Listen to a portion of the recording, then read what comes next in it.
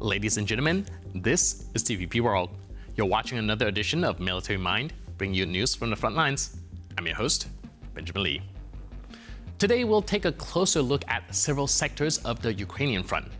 The summer offensives have produced less than encouraging results for both sides, and this is now affecting their positions on the battlefield. Now, as part of its ongoing operational strategic offensive on the Sloviansk-Kramatorsk axis, Russian forces continue offensive operation towards Sloviansk along two main operational tactical sectors: Severosloviansk along the southern bank of the Seversky Donets River and Bakhmut-Sloviansk. At the same time, a part of the Russian forces is apparently pushing towards Kramatorsk, seeking to reach the immediate approaches to the city. Over the past several months, Russian units have achieved significant tactical gains across a number of sectors. This, in turn, has created relatively favorable conditions for further advances from the east towards both Sloviansk and Kramatorsk. Now, in particular, Russian forces have managed to establish full control over the southern bank of the Seversky Donets River. Active assault operations also continue around Raya Alexandrivka, and operating west of the area, the Russians have also infiltrated several small infantry groups into the surrounding woodland.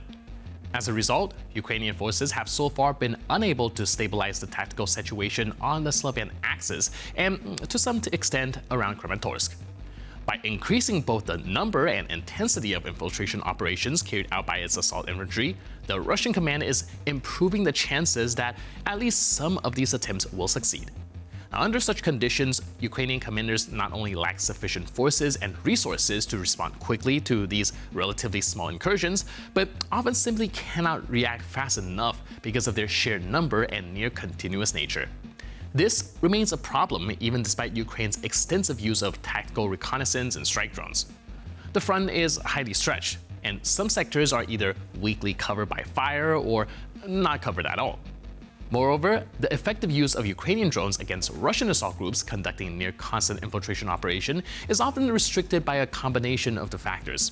Now, these range from weather conditions, including fog, heavy precipitation, and strong winds, to terrain features such as natural and artificial cover and concealed approach routes, as well as active and passive countermeasures employed by Russian forces. The Ukrainian Air Force continues to carry out high-precision airstrikes against Russian shelters and temporary troop deployment sites in the frontline zone. Near the town of Kamianske in the Zaporizhzhia region, a Mirage 2000 jet fighter struck a former local school where a Russian unit had taken up position with high-precision AASM Hammer air-to-ground bombs. The facility was being used by Russia as command and observation post and a location for stationing personnel.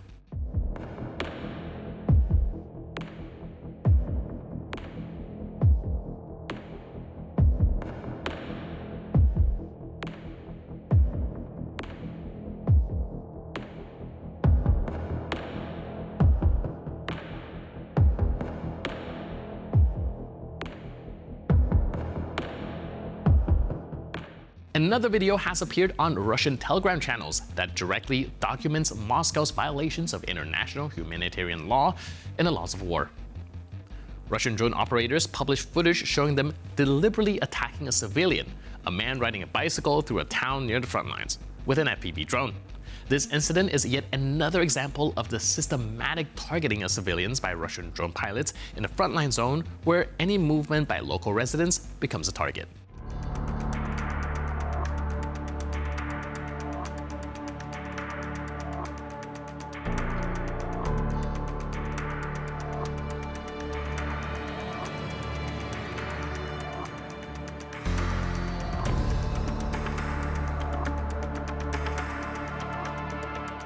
Aerial reconnaissance personnel and strike drone operators from the Prime Unit of the Ukrainian State Border Guard Service recently carried out a series of high-precision strikes against Russian rear.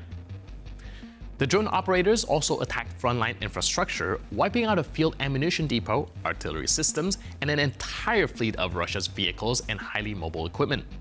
The destruction of these Russian logistics hubs significantly weakened the firepower and maneuverability of Moscow's units in the sector.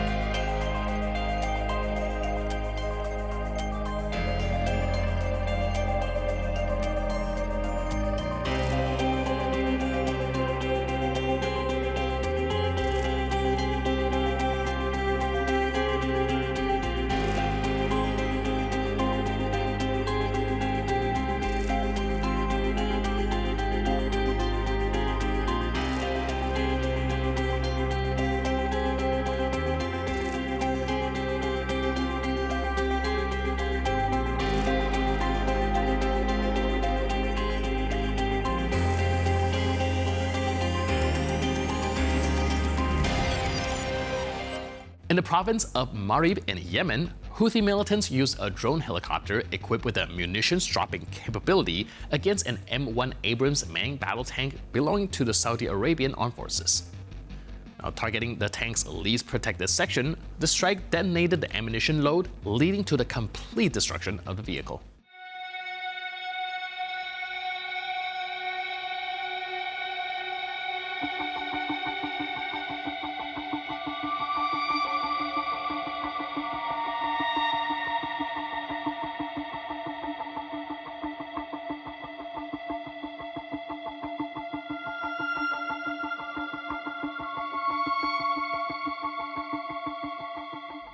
Crews from the Magura Unmanned Systems Battalion of the Ukrainian 47th Separate Mechanized Brigade are operating around the clock at their designated frontline sectors.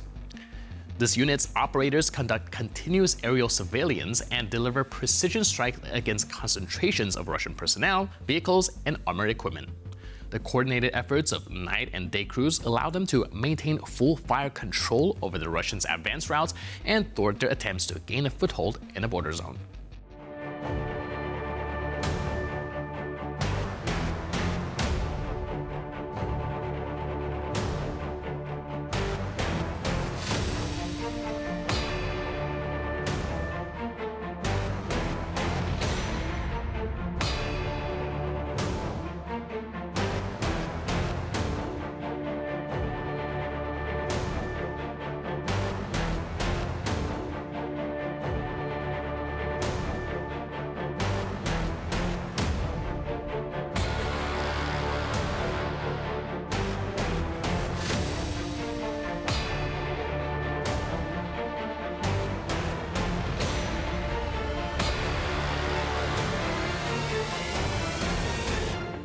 And with that footage, we conclude this edition of Military Mind.